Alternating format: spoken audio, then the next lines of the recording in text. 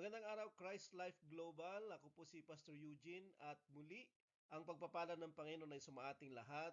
Ikaw man ay bisita, ikaw man ay kapatiran ng Christ Life. Ang atin pong pag-uusapan ngayon ay ang pinamagatan kong Anchored, a deeper understanding of pain and suffering, why it matters.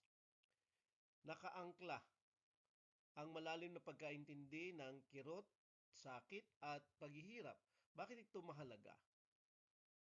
Sa mga pagkakataon na ang ating mga katawan, ang ating mga kaluluwa ay naghihirap, nasasaktan, o kaya naman nasa paghihirap ang ating mga mahal sa buhay at nasasaktan sila. Minsan na kakasakit, minsan naman namamatayan, minsan sumisigaw ng tulong ang mga tao dahil sa mga sakuna na sumisira hindi lamang ng mga ari-arian kundi buhay. Ano ang magiging angkla natin, anchor natin, okay, sa mga malalalim na mga kirot at sakit at paghihirap ng buhay? Ang angkla ay isang bagay na ginagamit ng mga barko upang sila ay maging stable, lalong-lalo na sa mga pagkakataong maalon at kinakailangan sila ay stable, hindi sila aanudin. At uh, ang ating pagtalakay ay tungkol sa espiritual na angkla, syempre, o anchor ng ating mga buhay, ng ating mga paglalakad. Tayo ay sa panapanahon sinusubok at nagkakaroon tayo ng mga trials.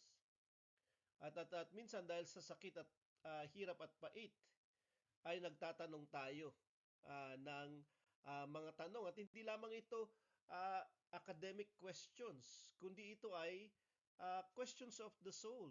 At ito ay question ng mga tao. Why is there so much evil and suffering in the world? Ito yung palaging nadidiscuss, di ba, tungkol sa pagtatanggol ng pananampalataya. Ang problema ng kasamaan, ng pain and suffering ay madalas nagiging dahilan ng pagkawala ng pananampalataya o kaya naman pananatili sa pagdududa ang mga tao. If God is good, sinasabi nila, why is there so much pain? If God is sovereign, why does evil seem to prosper? And if God loves me, why is He letting this to happen? So parang kay Job, di ba? Kung mabuti yung Diyos, bakit maraming kirot at sakit sa mundo? Bakit hindi niya tanggalin? Kung siya ang makapangyarihan sa lahat, if God is sovereign, bakit merong kasamaan na namamayagpag o sumasagana pa nga? At kung talagang mahal tayo ng Diyos at merong mapagmahal na Diyos, bakit pinapayagan niya mangyari ang mga bagay na ito? So, the question about pain and suffering and evil ay isang theological na question. At ito yung ating pag-uusapan sa ating discussion. Katulad ni Job, 'di ba, na napag-usapan natin nung nakaraan. So, anong dahilan? Bakit mayroong suffering? Bakit mayroong pain sa buhay natin, even sa mga Christians? Ano yung pwede nating isagot sa mga tao na nagtatanong din tungkol sa kanilang personal evil, suffering, and pains? At ano yung angkla natin? Ano yung anchor natin kapag dumadating ito at nagiging personal sa ating mga buhay? Meron bang sagot ang Biblia? Okay, so ito yung ating pag-uusapan. Meron akong 5 na inilatag dito kung bakit mayroong pain at suffering. Okay, kung bakit. At ano yung pwedeng maging ultimong sagot natin dito. Broken world. Sin subjected man and creation to a curse. Okay, yung mundo natin ay basag. Yung mundo natin ay sira. Dahil sa kasalanan, ang sangkatauhan at ang sanlibutan ay napailalim sa isang sumpa. Yun yung ating maiintindihan sa biblical narrative. Nagsisimula yung kwento hindi sa New Testament pagdating ni Jesus, kundi sa Genesis pa lang. Kasi nung nilikha ng Diyos ang sangkatauhan at ang sanlibutan, ito ay mabuti. Sabi niya sa Genesis 1 verse 31, "And God saw everything that He had made, and behold, it was very good." Lahat ng kanyang nilikha, from day 1 to day 6, ay mabuti, including man. Sabi niya, napakabuti ang lahat niyang nilikha. At lahat ng ito ay nagsimula sa mabuti. Walang evil, kundi good lang ang makikita natin. At ano ang nangyari? Kung ang nilikha niya ay mabuti at nagsimula na mabuti ang lahat, bakit meron tayong mundo na masama? Punong-puno ng sakit, punong-puno ng paghihirap, punong-puno ng kasamaan. Ano ang nangyari? Mababasa natin sa Genesis din ang pagbagsak ng tao sa kasalanan. At dito sa pagbagsak niya sa isang garden, sa pamamagitan ng bunga ng isang punong kahoy at sa pagpili niya ng mali, ay nagkaroon na ng evil sa sanglibutan. O kaya naman sa sangkatauhan. Ang kanilang pagbagsak sa kasalanan ay naging susi upang ma-unlock ang mga iba't ibang pains and suffering of humanity and creation. Yan yung mababasa natin sa scriptures. Maiintindihan natin, di ba, yung paghihirap ng mga believers and unbelievers alike sa mukha ng mga kalamidad, ng uh, mga mga sakit at karamdaman at even sa kamatayan. Kailangan nating maintindihan na ang lahat ng ito ay after na nag-create si Lord ng mabuti. Hindi ito create niya na punong-puno ng mga kalamidad, diseases, death, curse. Hindi, walang ganyan kasi walang evil dati dahil lahat ay mabuti. Nagkaroon lang ng transition dahil sa pagbagsak ng tao sa kasalanan. Nagkaroon na ng brokenness, nagkaroon na ng pain, nagkaroon na ng suffering at death. Sa Genesis 3 verse 16, "To the woman, he said," nung kanyang kastiguhin yung lalaki at babae, si Adan at si Eva, dahil sa pagbagsak nila sa tukso ng kaaway, ay sinabi niya ito sa babae, "I will surely multiply your pain in childbearing." Sa panganganak ay dadami yung iyong paghihirap. "In pain you shall bring forth children." At kahit sa iyong pagluwal ng mga anak mo, ikaw ay magdadanas ng kahirapan. "Your desire shall be contrary to your husband, but he shall rule over you." At nagkaroon na ng ganitong mga kalagayan. Unang-una, yung pain ay pumasok na. At nagkaroon na yung problema sa pagitan ng tao. 'Di ba? Dahil sa pagkakasala nila nung una pa lang. Sa Genesis 3 verse 17, "And to Adam he said," sinabi niya sa lalaki, "Because you have listened to the voice of your wife, and have eaten of the tree of which I commanded you, you shall not eat of it. Cursed is the ground because of you. In pain you shall eat of it all the days of your life." So, hindi lamang siya mahihirapan na, 'di ba, para sila ay mabuhay, 'di ba? Katulad nung una, sila ay pinapakain lang ng Diyos at libre lahat, pero ngayon ay kanila ng paghihirapan ang kanilang kakainin. 'Di ba? At sinasabi niya dito na meron ng sumpa sa lupa. 'Di ba? Cursed is the ground. Ang word the ground diyan ay the same word sa pangalan ni Adan, Adama. 'Di ba? So, kasi kinuha siya sa lupa eh. 'Di ba? Ginawa siya mula sa lupa si Adan. At sabi niya, cursed is the ground dahil sa iyo. Tapos kakain ka na mayroong sakit at kirot na sa buong buhay mo. So, nagkaroon na ng ganitong kalagayan yung lalaki at babae, yung sangkatauhan ay ganito na rin yung naging kalagayan nila. Sa 19, "By the sweat of your face you shall eat bread till you return to the ground, for out of it you were taken." Mamamatay ka na rin, sabi niya, at babalik ka sa alabok kung saan ka kinuha. So, nagkaroon na ng pain, nagkaroon na ng curse, nagkaroon na ng problem sa pagitan ng mga tao, at because of this, ay meron ng mahirap na kalagayan, hindi katulad nung una. At sila ay mamamatay na rin, katulad ng sinasabi ng verse na ito. Pero this is after the fact na sila ay bumagsak sa pagkakasala, hindi before. Kasi lahat ay naging mabuti lang.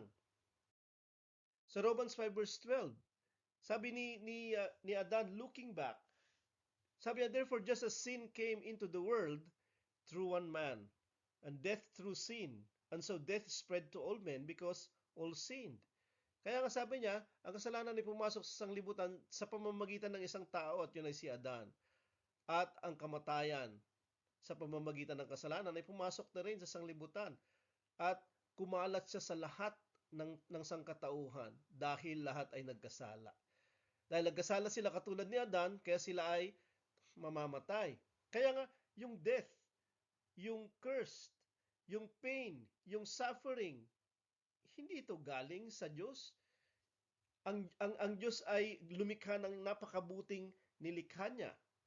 Pero sinira siya ng maling pagpili ng sangkatauhan. At magpapatuloy na ganito siya habang nagpapatuloy ang mga tao sa pagpili ng hindi kalooban ng Diyos. Kaya nga, mananatiling may chaos, merong war, merong destruction at merong death. Kaya mayroong suffering at pain. Diba? Dahil sa kasalanan. Yan yung umpisa ng lahat. So, broken yung sanglibutan at subjected yung man at saka yung creation sa pain and suffering because of sin. Sa Romans 8:23, sabi niya, not only the creation but we ourselves, hindi lamang yung mga nilikha, subalit tayo din sa mga sarili natin who have the first fruits of the Spirit, grown inwardly as we wait eagerly for adoption as sons, the redemption of our bodies. Sabi niya, tayo ay humihikbi na nag-aantay sa pagkukupkup bilang mga anak, 'di ba? Sa atin, tayo ay i-adapt isang araw, tatanghaling mga anak. At ito ay ang pagtubos ng ating mga katawan, ibig sabihin sa resurrection. So, kapag dumating na yung resurrection, titigil na ang groaning, ang paghibik, ang hikbi o hibik ay dahil sa kirot at sakit. 'Di ba na dahil sa kasalanan? Na tayo kahit na tayo ay mayroon ng Holy Spirit ay nakakaranas pa rin. 'Di ba? Nagkakaroon pa din tayo. Kahit yung creation, 'di ba? Sila ay nagkakaroon ng mga kalamidad, nagkakaroon ng mga natural disasters. Okay, dahil nga sa likha ng kasalanan siya nung una pa. Ito yung sinasabi nito. At titigil lamang siya kapag dumating na yung redemption of our bodies. Kapag tayo ay itatanghal ng anak ng Diyos magpakailan-kailanman. Tanggal na yung cursed totally, 'di ba? At tayo ay tatanggalin na sa fallen world, sa broken world. 'Di ba? Tayo ay dadalhin sa panibagong creation, new heaven at saka new earth, at panibagong katawan na hindi na groaning dahil hindi na siya apektado ng kasalanan dahil bago siya. Pangalawa na dapat nating maintindihan, bakit mayroong pain, suffering? Because this is Satan's world. This broken world has a ruler and he's not God. So, yan yung isang dahilan kung bakit mayroong pain at mayroong suffering. Hindi lamang dahil sa cursed na creation at cursed na mankind dahil sa sin. Subalit, nung bumagsak sila sa temptation ni Satan, ay hindi lamang sila nadaya, kundi ibinigay nila yung kapangyarihan kay Satan. Yung kapangyarihan na dapat sila ay nagdudumina sa sanglibutan. So, merong malevolent power yung sanglibutan. At siya ay namamayagpag dito. Siya yung nagre-reign over. Sa Luke 4 verse 5 to 7, nung tinutukso si Jesus Christ ng kaaway, the devil took him up and showed him all the kingdoms of the world in a moment of time, and said to him, to you I will give all this authority and their glory, for it has been delivered to me, and I give it to whom I will. If you then will worship me, it will all be yours. So nandito yung isa sa mga pandaya ni Satan kay Jesus. At ganoon din pandaya ito sa ating lahat. Sabi niya, ipinakita niya lahat ng lahat ng kaharian sa sanglibutan at sabi niya, lahat ng ito ay binigay na sa akin, yung otoridad nito at ang kanilang kalalatian, at pwede kong ibigay ito sa kahit kanino ko ibig. Ang lahat ng kaharian ay nasa pamamahala ni Satan or nasa influence niya. 'Di ba? Ang lahat ng sistemang pangsanglibutan ay ah, nasa ano niya, nasa power niya, nasa management niya. At sabi niya, ibibigay ko sa iyo ito. Just worship me. Yun yung sinabi niya kay Jesus. 'Di ba? So, siya ay hari ng sanglibutang ito. Kung ganoon. Sa 2 Corinthians 4 verse 4, in their case, the God of this world, sabi ni Paul, has blinded the minds of the unbelievers to keep them from seeing the light. So, yung mga taong patungo sa kapahamakan, sila ay mga bulag at binulag sila ng, sabi niya, ng Diyos ng sanglibutang ito, si Satan ito, upang hindi nila makita yung kaliwanagan ng Ebanghelyo ng kalalitian ni Kristo na siyang imahin ng Diyos. So, meron silang Diyos na pinapakinggan, imbis na yung God yung pinapakinggan nila.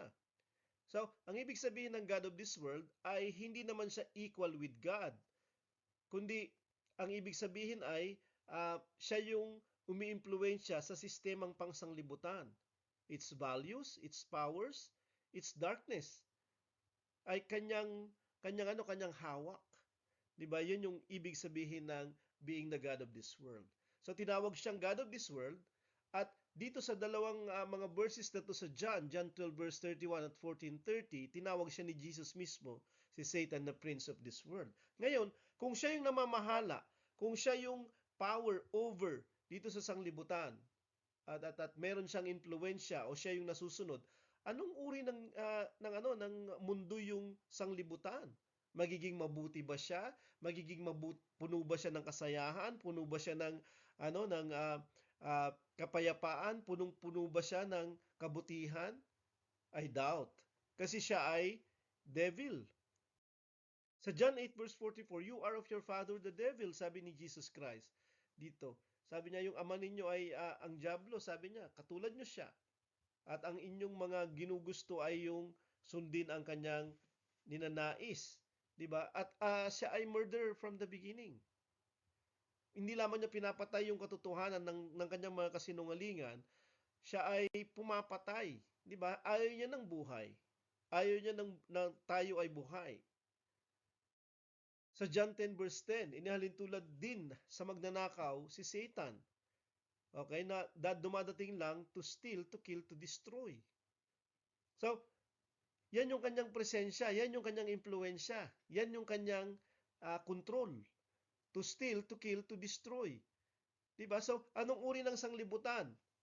Walang pait, walang kirot, walang pagkasira at walang kamatayan, walang paghihirap. Hindi, punong-puno. Kung siya yung God of this world, kung siya yung Prince of this world, magiging punong-puno siya ng pain, ng suffering, yung sanglibutan. Dahil siya ay murderer, dahil siya ay gumugusto ng pagsira, gumugusto ng kamatayan. Pero, si Jesus Christ ay dumating, sabi niya dito, that they may have life and have it abundantly.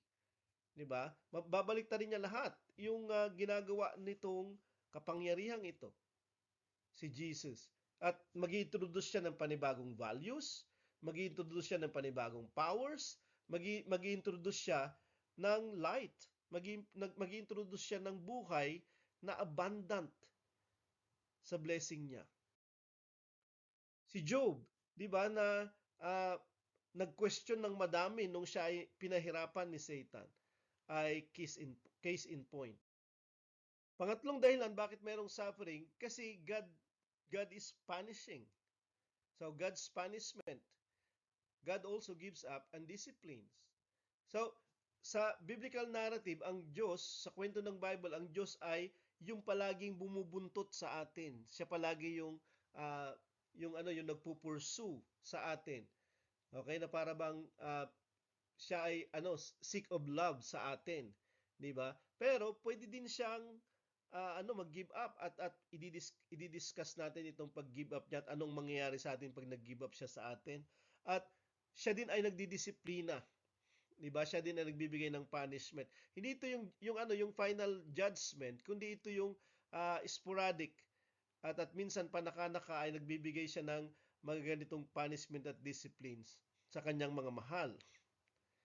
So, kinakailan nating maintindihan na merong gano'n. Okay? So, kaya nga, hindi lahat ng suffering ay judgment. At hindi rin lahat ng judgment ay punishment.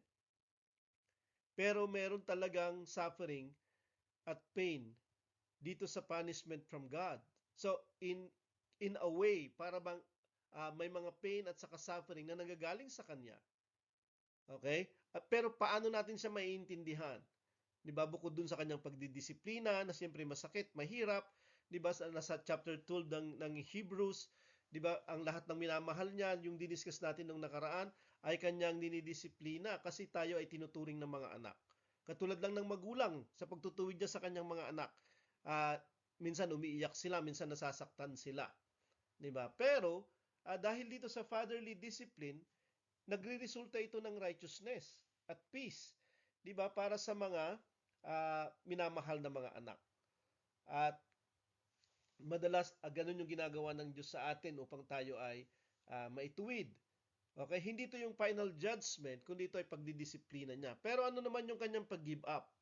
At paano ito related sa punishment of God? Sa Ezekiel 14 verse 21, nandito yung God na nagsasabing magpapadala siya sa Jerusalem, yung pinili niyang bayan, ng uh, for disastrous acts of judgment.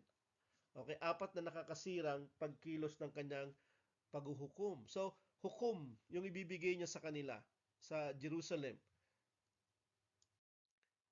Pero sila yung kanyang piniling bayan, 'di ba? Pero bakit niya sila huhukuman? At ano yung hukom na ibibigay niya sa kanila? Sabi niya sword, famine, wild beasts, pestilence. Okay? Giyera, tagutom, mga wild na hayop. Okay, so papayagan niya yung mga wild na hayop na sirain, puksain sila. O kaya naman, pestilence. Mga sakit na nakamamatay ng maramihan. Sa Jeremiah 27 verse 8, inulit niya pa dito, but if any nation or kingdom will not serve this Nebuchadnezzar, king of Babylon, and put its neck under the yoke of the king of Babylon, I will punish that nation with the sword, with famine, with pestilence, declares the Lord, until I have consumed it by his hand. Nandito yung kanyang pagbanggit sa hari ng Babylonia, si Nebuchadnezzar, na kung sabi niya kinakailangan pagsilbihan nila siya. Kasi kapag hindi, siya ay magpaparusa sa mga bansa. Okay, ng sword, famine, pestilence, so inulit niya yan, until I have consumed it by his hand. At kanyang sisirain sila, yung mga bansang ito na hindi magpapakumbaba at magpapasakop kay Nebuchadnezzar. Pero, sabi niya, sa pamamagitan ng mga kamay ni Nebuchadnezzar ay sisirain niya itong mga bansang ito. Including yung Jerusalem o yung Israel. So, yung pagpapadala niya ng mga salot, yung pagpapadala niya ng giyera, 'di ba? At tagutom, ito ay sa pamamagitan nitong taong ito at ng kanyang kaharian. Pero kasi dahil itong mga bansa na ito ay hindi kumikilala sa Diyos, dahil itong mga bansa including Israel ay ayaw sumunod sa Panginoon. 'Di ba? Kaya sila ay ipapanis sa pamamagitan ng kamay ni Nebuchadnezzar. Sa 29 verse 4 ng Jeremiah, thus says the Lord of hosts, the God of Israel, to all the exiles whom I have sent into exile from Jerusalem to Babylon, sa kanilang mga bihag, di ba, na ipinatapon mula sa Jerusalem to Babylon. So, yung mga binihag at itinapon, di ba, mula sa Jerusalem, mga Hudyo sila, papuntang Babylonia. Di ba, sila ay pinarusahan ng Diyos sa pamamagitan ng taong ito, si Nebuchadnezzar. Kung maalala natin, di ba na pinag-usapan natin nung nakaraan, si Cyrus, yung Medo-Persian king, na siyang nagligtas naman sa kanila at nagbigay sa kanila ng pahintulot upang itayo ulit yung sinira ni Nebuchadnezzar eventually, di ba, nung dumating siya. So, makikita natin na ang Panginoon ay either nagja-judge sa pamamagitan ng mga kaharian na ito O kaya naman, ginagamit din niya yung ibang mga kaharian katulad ni King Cyrus upang pagpalain, di ba, ang Israel. So, yung blessing at saka yung judgment ay sa pamamagitan ng mga kaharian, sa pamamagitan ng mga tao, di ba, na ginagawa ng Diyos through them. Sa Jeremiah 29 verse 18 to 19, I will pursue them with sword, famine, and pestilence. So nandito ulit yan. I will make them a horror to all the kingdoms of the earth, to be a curse, a terror, a hissing, and a reproach among all the nations where I have driven them, because they did not pay attention to my words, declares the Lord, that I persistently sent to you by my servants the prophets, but you would not listen. Pakinggan nating mabuti at pag-aralan itong dalawang verses na to. Sabi ng Panginoon, susundan ko sila ng gyera, ng tagutom, ng salot na nakamamatay, obviously. At gagawin ko silang katatakutan. Matatakot yung mga kaharian ng lupa, sabi niya sa kanila. Sila ay magiging curse, sumpa, di ba? At mangingilabot yung mga tao kapag nalaman nila yung nangyari sa Israel. Manghihinayang sila, hissing, and a reproach among nations. Kahit saan sila magpunta, sila ay pahihirapan ng mga bansang pupuntahan nila. Ikakalat sila at lahat ng kakalatan nilang mga bansa ay pahihirapan sila. Bakit? Okay? Na para bang si Lord yung gumagawa na ito, pero sa totoo lang sa pamamagitan ng mga kaharian na ito. Kasi ang Panginoon ay hindi nila sinusunod. Sabi niya, because they did not pay attention to my words. Paano siya nagsalita sa kanila? Sabi niya, nagpapatuloy ko silang pinapadalhan ng aking mga lingkod na mga propeta, pero ayaw nilang makinig. So, nangyayari yung kahirapan na judgment from God kasi ayaw makinig ng mga tao sa Kanya, kasi ayaw nilang magpatuwid, kasi ayaw nilang magpaturo, kasi ayaw nila na sila ay itama ng Panginoon. Ayaw nila ng salita niya, ayaw nila ng plano niya, ayaw nila ng pangarap ng Diyos sa kanila. Ayaw nila ng kalooban niya. Ayaw nila kasi sa Kanya. So anong magagawa niya? Ipipilit niya yung sarili niya sa Kanya? Sa kanila? Hindi, obviously.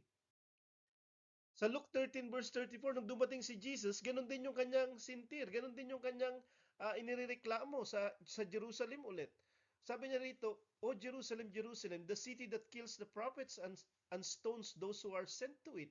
Nagpadala ulit siya sa kanila, di ba, bago siya dumating, ang Panginoong Diyos, si Jesus Christ. Di ba, nagpadala ulit siya sa Jerusalem ng mga propeta, pero pinatay nila. Pinagbabato nila yung mga ipinadala niya sa kanila para sila ay warningan kasi sila ay nagiging masama na ulit. Tapos sabi niya, how often would I have gathered your children together? Di ba? Madalas gusto kong tipunin ang iyong mga anak katulad ng pagtipon ng inahing manok sa kanyang mga sisiw. And you were not willing at ayaw ninyo. Nandito siya, nasunod siya ng sunod.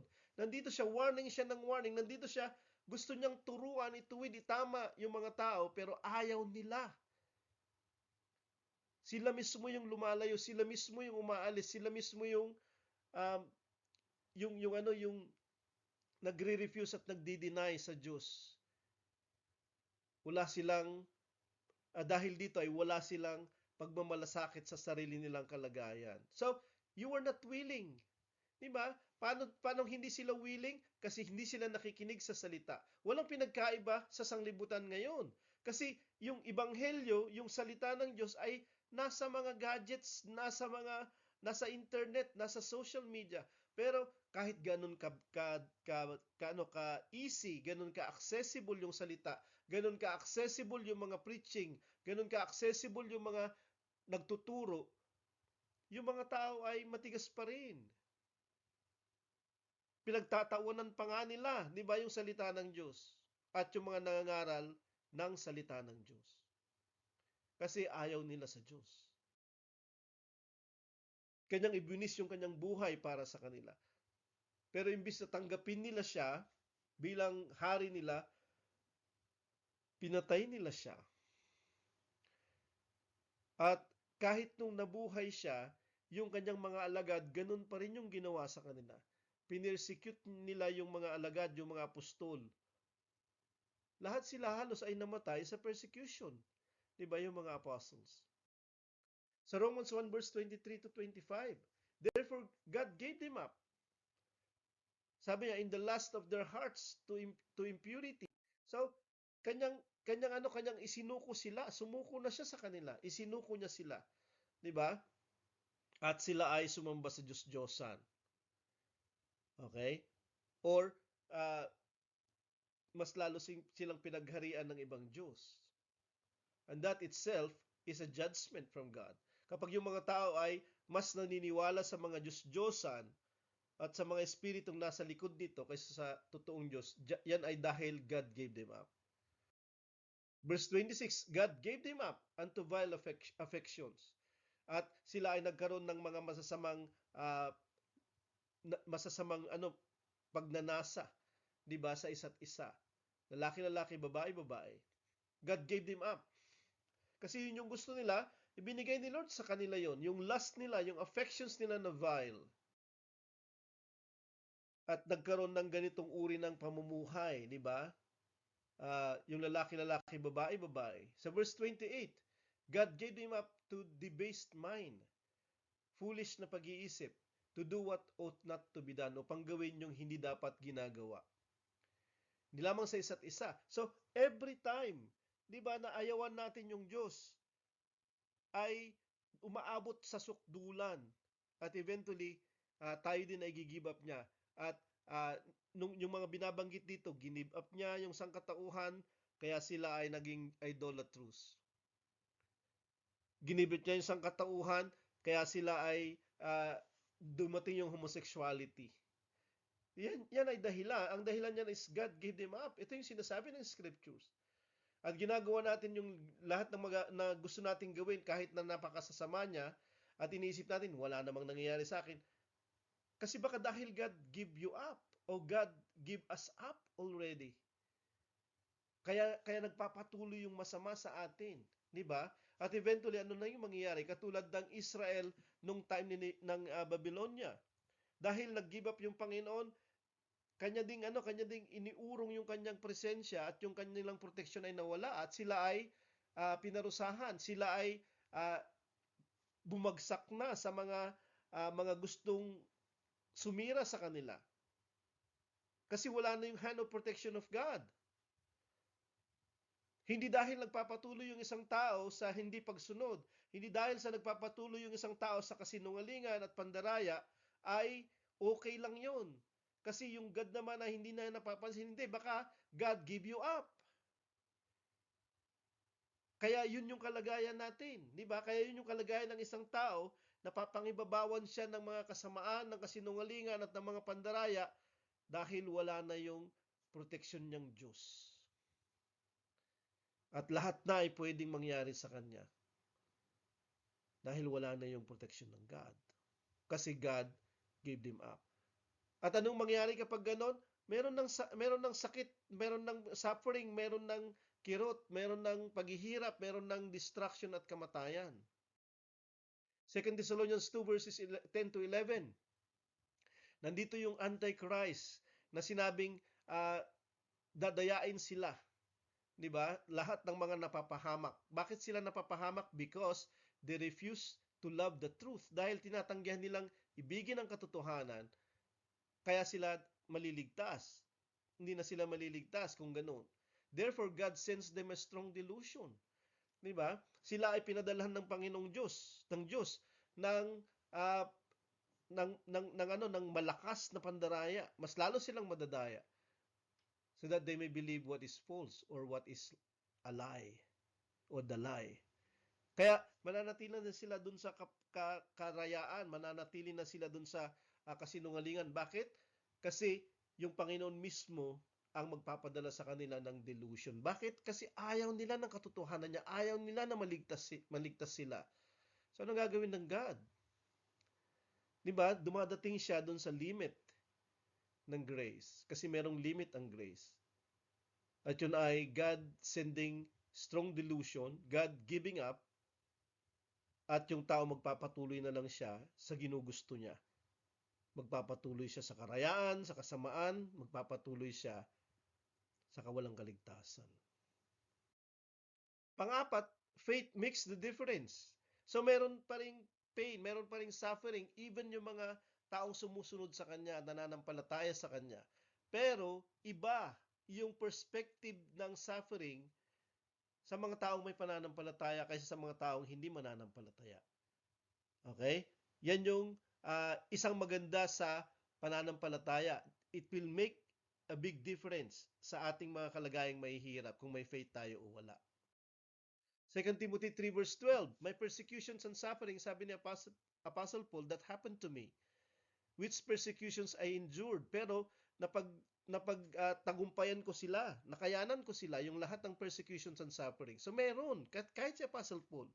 Kasi yung paglalakad natin ay paglalakad ng Panginoong Hesus at never welcome ang Panginoong Hesus sa sanglibutan. Siya ay pinahirapan, siya ay pinagplanuhan, siya ay sinaktan, siya ay eventually pinatay. At sino tayo? Di ba? So, sabi ni Paul, I endured all of this, yet from them all the Lord rescued me. So, nandun yung Panginoon na hanggat siya ay magagamitin, hanggat siya ay meron pang ginagampanan na paglilingkod, hindi siya matatapos ng persecutions and sufferings. Indeed, sabi niya sa verse 11 at saka 12 pala ito po. Indeed, all who desire to live a godly life in Christ Jesus will be persecuted. Lahat ng nagnanais na mabuhay ng matuwid kay Kristo ay pag-uusigin. They will suffer. Walang sino man na hindi magsasuffer kasi meron tayong fellowship of suffering with Jesus. At dito lang sa pamamagitan ng suffering na ito, ang ating mga pananampalataya ay mas lalong magiging totoo at matibay. Mas lalong makakakita siya ng malinaw. 'Di ba? Kaya nga maraming mga Christians ang pinag-usig kahit nung first century, like their savior. 'Di ba? Some were crucified, alive, at madami ay pinakain sa wild beast. Madami ay pinakain sa wild beast. Why? Kasi nga nandito yung world na si Satan yung nagmamay-ari sa kasalukuyan. At hindi welcome yung katulad mo at ako kung siya yung masusunod. Romans 5 verse 3 to 5. Not only that, but we rejoice in our sufferings. But even if mayroong sufferings, we rejoice. Bakit? Kahit may paghihirap, di ba tayo magsasaya? Bakit? Knowing that suffering produces, mayroong resulta yung suffering. Mayroong bunga yung suffering. Okay? Ano yung kanyang bunga? Endurance, pagtitiis. Character ni Jesus. Diba? Hope, pag-asa. Kasi alam natin hindi ito yung katapusan. Diba? Alam natin na hindi magpapatuloy ng walang hanggan ang suffering, kundi meron siyang expiration. May hope tayo. So ito yung ginagawa ng suffering sa atin. Nagpuproduce siya, nagbubunga siya ng pagtitiis, mas lalo nating alam magtiis, 'di ba? At may karakter na minumuld siya sa atin at pag-asa na ginagawa niyang mas tunay. And hope does not put us to shame. Hindi tayo pinapahiya ng pag-asa, 'di ba? Hindi tayo mapapahiya dahil sa pag-asang pinanghahawakan natin. 'Di ba? Na kahit mag-suffer tayo pero panghahawakan ko pa rin yung sinabi niya. Panghahawakan ko pa rin yung pangako niya because God's love has been poured in our hearts to the Holy Spirit who has been given to us. Nung ibinigay sa atin yung Holy Spirit, yung pag-ibig ni Kristo ay nasa atin. Ng Diyos. At ang pag-ibig niya ay si Kristo na namatay sa krus. Siya ay namatay upang tayo ay bigyan ng kaligtasan, kapatawaran at buhay na walang hanggan. Yan yung kanyang pag-ibig yun yung pag-ibig ng Diyos sa atin. At totoong-totoo siya, 'di ba? Itong God na 'to. 'Di ba? So, siya ay nag-suffer. So, tayo din ay magsasuffer kasama niya. Tayo din ay naglalakad doon sa kanyang suffering. Hindi lamang dito sa sanglibutan na 'to, pero pansamantala lang siya. 'Di ba? At eventually siya ay nabuhay ulit at yun yung greatest hope natin. At ito ay totoo sa ating mga puso sa pamamagitan ng Holy Spirit. Sa James 1 verse 2, count it all joy, my brothers, when you meet trials of various kinds. Yung iba't ibang mga trials, di ba? Yung iba't iba, kapag ito ay ating nakakaharap, count it all joy, maging magagalakin. Bakit? For you know that the testing of your faith produces steadfastness. Kasi ito'y testing lang ng pananampalataya natin, di ba? At ito ay nagbubunga ng katatagan, ng katibayan sa atin. Hindi natin talaga siya maiiwasan kasi silang nagdi-desire to live godly in Christ will suffer persecution. Pero dahil sa faith natin ay merong pinuproduce siya. Alam natin na ginagawa tayo o kaya nang binibigyan tayo ng mas higit kaysa nung nagsimula tayong sa trial o sa persecution o sa pag-uusig, di ba? Meron siyang ginagawa sa atin at may binibigay sa atin in the end. Nawala tayo nung nagsimula tayo. Sa 2 Corinthians 4 verse 8 to 10, we are afflicted, sabi ni Apostle Paul, in every way, but not crushed, perplexed, okay, but not driven to despair. Palagi tayong merong pag-asa, di ba? Persecuted, pinag-usik pero hindi tayo iniwanan, struck down but not destroyed. Okay? Bumagsak na tayo pero hindi tayo tuluyang nasira. Always carrying in the body the death of Jesus. So, always carrying in the body the death of Jesus. So, every time na mayroong persecution, etc., kasi we are carrying in our body the death of Jesus. So that the life of Jesus may also be manifested in our bodies. At sa ating pagtatagumpay, si Jesus Christ na buhay, yung nahahayag sa ating mga katawan, habang kinikerry natin yung mahirap, affliction, perflection, persecution, pagsira sa atin, pagpuksa sa atin, pero napagtatagumpayan natin lahat yung mga bagay na ito. Hanggat meron tayong calling na tinatapos at hindi pa tapos. We are always carrying in the body the death of Jesus so that the life of Jesus, which is yung eternal life niya, ay magme-made manifest sa atin. Kung tayo man ay nabubuhay tayo dahil nabubuhay si Jesus Christ sa atin. Diba? Despite yung mga trials. Pero kung tayo ay mamatay, tayo ay bubuhayin pa rin dahil magmamanifest pa rin sa atin yung buhay ni Jesus in our resurrection bodies.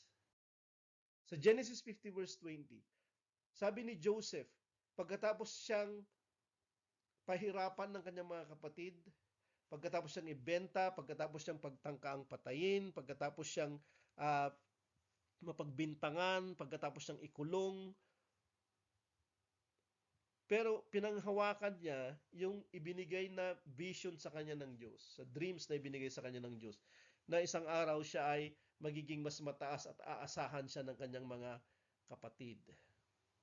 At nung nangyari lahat yun, yung promise ng Panginoon, despite nung mga unang mga paghihirap niya, at alam ko kung bakit niya nakayanan lahat, ay dahil hindi niya binitawan yung ipinakita sa kanya ng Panginoon. At by faith, pinanghawakan niya yun.